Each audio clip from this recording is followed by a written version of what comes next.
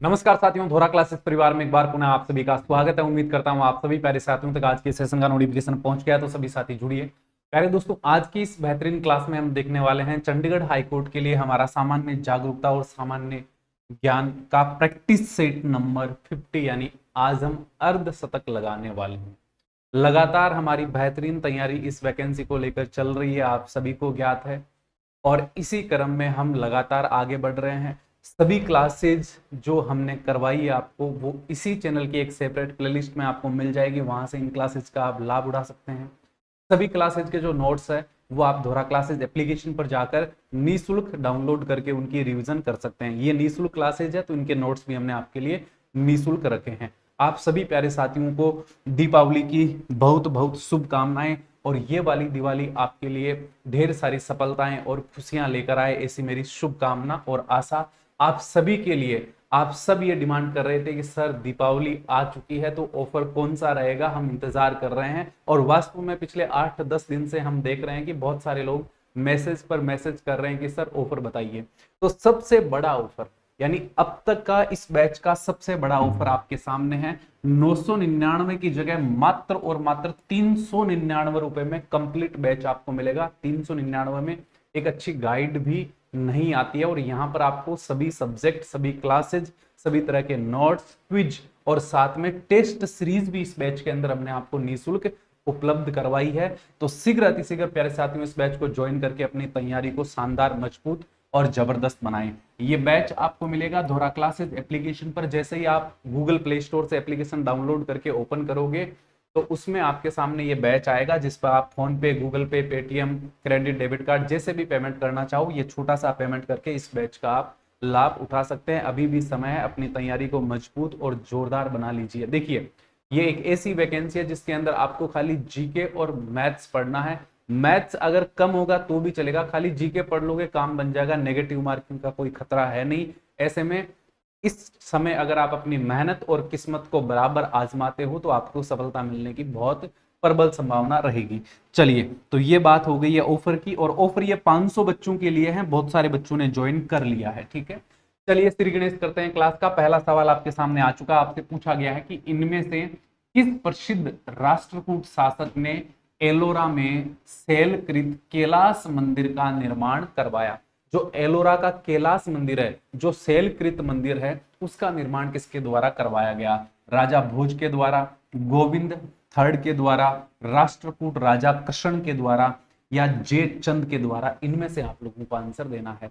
सभी के सभी साथी सेशन को एक बार लाइक और शेयर जरूर कर दें, लाइव चैट ओपन कर लें, अपने हर सवाल का जवाब आपको देना है। अपनी तरफ से आपको बेस्ट ऑप्शन लिखना है, ताकि क्लास में आपका 100% ध्यान कॉन्सेंट्रेट हो सके, आप क्लास में फोकस कर सको, ज्यादा से ज्यादा बेहतरीन आप इस क्लास में अपना स्कोर कर सको। यहां पर प्यारे साथियों सही आंसर जिन बच्चों ने ऑप्शन 3 किया है उनका बिल्कुल सही हो जाएगा। यहां से मैं आपको इसके बारे में बताऊं तो एलोरा गुफा का कैलाश मंदिर विश्व की सबसे बड़ी एक पत्थर से बने होने के कारण प्रसिद्ध है, और इसे चट्टान के एक ही टुकड़े से तराशा गया है।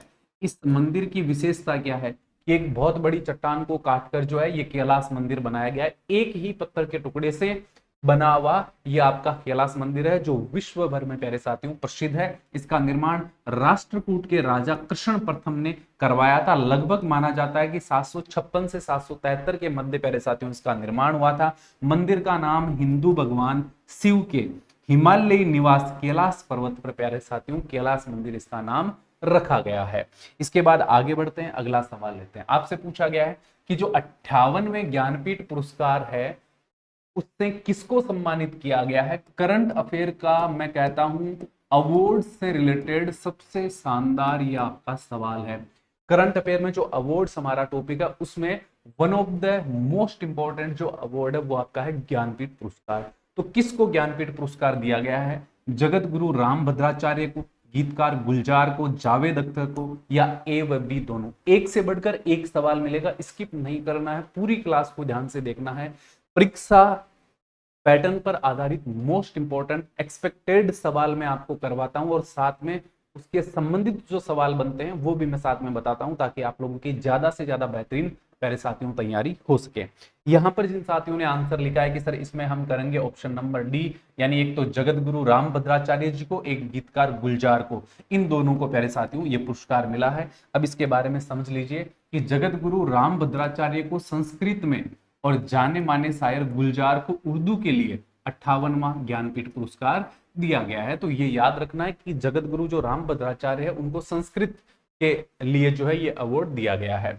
जगत गुरु रामभद्राचार्य और गुलजार का चयन ज्ञानपीठ पुरस्कार प्राप्त उड़िया लेखिका प्रतिभा राय की अध्यक्षता वाली समिति ने किया। आपको पता होना चाहिए जितने भी हमारे नेशनल अवार्ड्स है उनको दिए जाने से पहले एक समिति बनती है, उस समिति के डिसीजन के आधार पर जो है लोगों का चयन होता है और फिर उनको पुरस्कार दिया जाता है।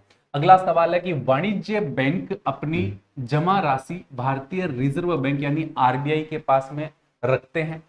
इन जमा राशियों को क्या कहा जाता है? भाई सभी वाणिज्यिक जो बैंक होते हैं वो आरबीआई के पास में धन रखते हैं, आरबीआई के पास में जमा रखते हैं। उस जमा राशि को क्या बोलते हैं? देयता, ऋण, धरोहर या आरक्षित निधियां, इनमें से आपको बताना है। हर बैंक के लिए यह नियम लागू होता है कि एक निश्चित राशि जो है वो आरबीआई के पास में as a security money, reserve money उनके पास में जमा रहती है। इनको हम कहते हैं आरक्षित निधियां, यानी ऑप्शन प्यारे साथियों क्या कर देंगे? ऑप्शन 4। ऑप्शन 4 वालों का बिल्कुल सही है। देखो आरबीआई जमा राशियों का एक निश्चित प्रतिशत तय करता है जिसे प्रत्येक बैंक को आरक्षित के रूप में रखना होता है। ऐसा यह सुनिश्चित करने के लिए किया जाता है कि कोई भी बैंक ओवर लेंडिंग ना हो, कि बैंक जो है वो ऐसे नहीं हो कि पूरा का पूरा धन लेकर कोई फ्रॉड कर दे। अगर आरबीआई के पास में उसका धन जमा होगा तो कम से कम उसके ऊपर जो है नियम लागू रहेंगे। ठीक है, ये एक कानूनी आवश्यकता है। ठीक है, और बैंकों के लिए ये बाध्यकारी है, पूरी तरह से लागू है, सभी बैंक्स पर यह लागू होता है, किसी को इसमें कोई छूट नहीं मिलती है। इसे आवश्यक आरक्षित अनुपात या नगद आरक्षित अनुपात यानी CRR के रूप में जाना जाता है। इसी को हम इंग्लिश में CRR बोलते हैं। ठीक है, केस रिजर्व रेशियो इसको इंग्लिश में बोला जाता है। नेक्स्ट है पंडित राजेंद्र गंगानी भारत के किस शास्त्रीय नृत्य से जुड़े हुए? किसका पूछा है? राजेंद्र गंगानी का। ये टॉपिक हमने बैच के अंदर डिटेल में पढ़ लिया है। अगर आप में से किसी ने वो क्लास नहीं देखी है तो जरूर देखना। प्यारे साथियों लगातार जो है बैच के अंदर मेरी लाइव क्लासेस चल रही है और जो साथी लगातार उन क्लासेस को देख रहा है उनके लिए जो है प्रैक्टिस से टेस्ट सीरीज, प्रैक्टिस क्लास या फिर एग्जाम आसान होने वाला है, इसमें कोई डाउट नहीं है। ठीक है, क्योंकि हम सभी जो टॉपिक है वो एकदम एग्जाम ओरिएंटेड ही देखने वाले हैं। यहाँ पर जो मणिपुरी नृत्य, कथक नृत्य, ओडिसी नृत्य और सत्रिया नृत्य प्यारे साथियों आपको दिया गया है और आपसे पूछा किसका है? राजेंद्र गंगानी का। सही आंसर प्यारे साथियों हम क्या करेंगे? कथक। ये एक कथक क्या है? नृत्य के नर्तक है। ऑप्शन 2 हो जाएगा। देखिए पंडित राजेंद्र कुमार गंगानी जयपुर घराने के एक प्रसिद्ध क्या है? कथक नर्तक है, गुरु है, जो अपनी नवीन शैली के लिए प्रसिद्ध है। उन्हें भारत के राष्ट्रपति एपीजे अब्दुल कलाम द्वारा 2003 में संगीत नाटक अकादमी पुरस्कार भी इनको दिया गया है। ये पुरस्कार विजेता है। अगला सवाल है पहला फ्रेंच फिल्म फेस्टिवल 2024। ये लो जी, करंट अफेयर का जबरदस्त सवाल, एक फेस्टिवल से संबंधित सवाल आपसे पूछा गया। पहला है, ये पहली बार ही हुआ है। तो पहला जो फ्रेंच फिल्म फेस्टिवल है वो भारत में कहाँ हुआ? सूरत, चंडीगढ़, चेन्नई और कोलकाता में से प्यारे साथियों आपको जवाब देना है। क्योंकि ये पहला है इसलिए इसके बारे में सवाल जो है बनने की पूरी संभावना रहेगी। हाँ जी, लिखते जाइए, सभी का आंसर आना चाहिए, सभी प्यारे साथियों को अपना जवाब लिखना है। ठीक है, जिस भी ऑप्शन को आप बेस्ट मानते हैं अपनी तरफ से वो आपको लिखना है। ठीक है, गलत होता है कोई दिक्कत नहीं है, होने दीजिए, गलत होने से कोई दिक्कत नहीं, लेकिन उससे सीखने को मिलेगा और वो आगे चलकर परीक्षा में काम आएगा। यहाँ पर कोलकाता जिन बच्चों ने लिखा है ऑप्शन डी उनका बिल्कुल सही है। देखिए 16 फरवरी 2024 को कोलकाता फ्रेंच फिल्म फेस्टिवल का उद्घाटन संस्करण पश्चिम बंगाल के कोलकाता के नंदन में प्रारंभ हुआ था। पश्चिम बंगाल सरकार और अलायंस फ्रांसेस डू बेंगाले द्वारा संयुक्त रूप से आयोजित ये महोत्सव 24 फरवरी 2024 तक प्यारे साथियों जारी रहा था, जो 16 फरवरी को शुरू हुआ था। ये करंट अफेयर का बढ़िया सवाल है। आगे बढ़ते हैं, अगला सवाल लेते हैं। उस्ताद बिस्मिल्लाह खां किस वाद्य यंत्र से संबंधित है? दिवाली का लड्डू टाइप वाला सवाल आप लोगों के सामने आ चुका है, तो मुझे लगता है सभी लोगों का एकदम क्या होने वाला है? सही आंसर होने वाला है। चलिए, ये बोनस वाला सवाल आपको मैंने दिया है, बता दीजिए। शहनाई, सितार, गिटार और संतूर, बता दीजिए। इस सवाल के लिए मुझे नहीं लगता कि आपको बिल्कुल भी टाइम लेने की आवश्यकता है, सीधा सीधा आंसर आपके सामने है कि बिस्मिल्लाह खान जो है शहनाई वादक है। ऑप्शन करे साथियों एक कर दें। देखिए, उस्ताद बिस्मिल्लाह खान भारत के प्रसिद्ध शहनाई वादक है। उन्हें 2001 में भारत रत्न से सम्मानित किया गया। वे एम.एस. सुब्बा लक्ष्मी और रविशंकर के बाद भारत रत्न से सम्मानित होने वाले भारत के तीसरे शास्त्रीय संगीतकार है। तीसरे शास्त्रीय संगीतकार जिनको भारत रत्न से सम्मानित किया गया। तो इनको बिस्मिल्लाह खान को 2001 में यह सम्मान मिला था, किसके साथ में? लता मंगेशकर जी के साथ। नेक्स्ट है, भारत का आर्थिक सर्वेक्षण किसके मार्गदर्शन में तैयार किया जाता है? भाई आर्थिक सर्वेक्षण जो है वो कौन तैयार करता है? आर्थिक सर्वेक्षण जो है वो बजट से पहले प्रतिवर्ष आपका जो तैयार किया जाता है, वित्त आयोग करता है, वित्त मंत्री करता है, आरबीआई के गवर्नर या मुख्य आर्थिक सलाहकार। इन चार में से आप लोगों को जवाब लिखना है। प्यारे साथियों, यहां से एक बहुत ही शानदार सवाल आप लोगों के लिए निकल कर आता है कि वर्तमान में भारत के आर्थिक सलाहकार कौन है, क्योंकि यह सवाल भी काफी बार परीक्षा में पूछा जाता है। महान्यायवादी, महाधिवक्ता, राष्ट्रपति, प्रधानमंत्री, राज्यपाल, मुख्यमंत्री और साथ में प्रमुख जो संस्थाएं हैं उनके जो अध्यक्ष है या जो मुख्य लोग हैं उनके बारे में सवाल आता ही आता है। ठीक है, जैसे राष्ट्रीय सुरक्षा सलाहकार का सवाल खूब बार पूछा जाता है, वैसे ही मुख्य आर्थिक सलाहकार के बारे में भी सवाल खूब बार पूछा जाता है।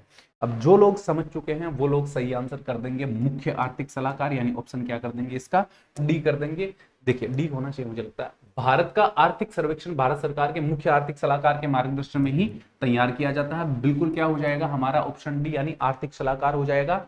आर्थिक सर्वेक्षण देश की अर्थव्यवस्था का संक्षिप्त लेखा जोखा होता है, जो केंद्रीय बजट से एक दिन पूर्व संसद में प्यारे साथियों ये प्रस्तुत किया जाता है। याद रखिएगा प्यारे साथियों, सवाल आ सकता है कि अरविंद सुब्रमण्यम भारत के वित्त मंत्रालय में मुख्य आर्थिक सलाहकार है।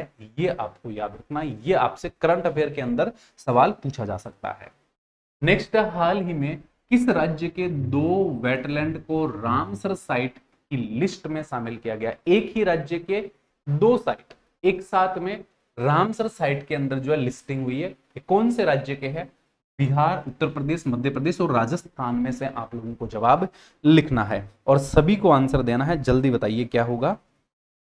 2 वेटलैंड को रामसर साइट की लिस्ट में शामिल किया गया है, ये आपको बताना है। हाँ जी, और जो साथी कह रहे हैं सर बिहार करिए ना, बिहार बिल्कुल सही आंसर हो जाएगा ऑप्शन ए। देखिए प्यारे साथियों, भारत ने रामसर सम्मेलन के तहत नागी, एक तो नागी वेटलैंड और दूसरा है नक्टी वेटलैंड, इन दोनों पक्षी अभ्यारण्य को अंतरराष्ट्रीय महत्व के अपने नए आर्द्रभूमि स्थलों में घोषित किया है।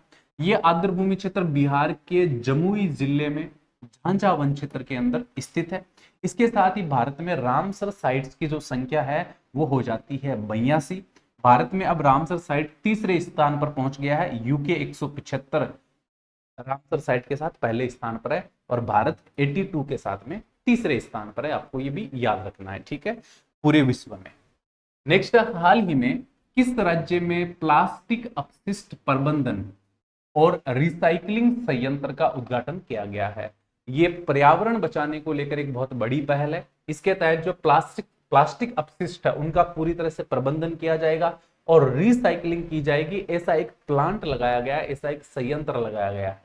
कहां? पश्चिम बंगाल, असम, बिहार और सिक्किम में से प्यारे साथियों आप लोगों को बताना है कि इसका आंसर क्या होगा। चलिए लिखते जाइए, आप सभी के सभी आंसर लिखते जाइए और क्लास में अपनी हाजिरी लाइक बटन को दबा के जरूर लगाना है, किसी को भी मिस नहीं करना है।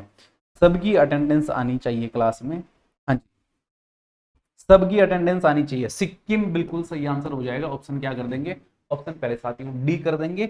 देखिए बात करें तो भारतीय सेना की त्रिशक्ति कोर ने उत्तरी बंगाल और सिक्किम में गो ग्रीन पहल के साथ विश्व पर्यावरण दिवस प्यारे साथियों मनाया। एक तो ये ध्यान रखना, साथ ही पूर्वी सिक्किम के चांगगू में प्लास्टिक अपशिष्ट प्रबंधन और रिसाइकलिंग संयंत्र का भी उद्घाटन किया। तो कहां पर किया गया है? सिक्किम राज्य में किया गया, पूर्वी सिक्किम में। यह प्रोजेक्ट सेना की सद्भावना पहल का हिस्सा है जिसका उद्देश्य अपशिष्ट प्रबंधन में सुधार करना है, ताकि अपशिष्ट का अच्छे से प्रबंध हो सके, पर्यावरण को बचाया जा सके। नेक्स्ट है, मौद्रिक नीति समिति ने किस दर पर रेपो रेट को लगातार 8वीं बार अपरिवर्तित रखा है? ये अच्छा सवाल है, इकोनॉमिक करंट अफेयर के अंदर ये सवाल पूछा जाता है। ये प्रतिवर्ष बनने वाला सवाल है, याद रखना, ठीक है।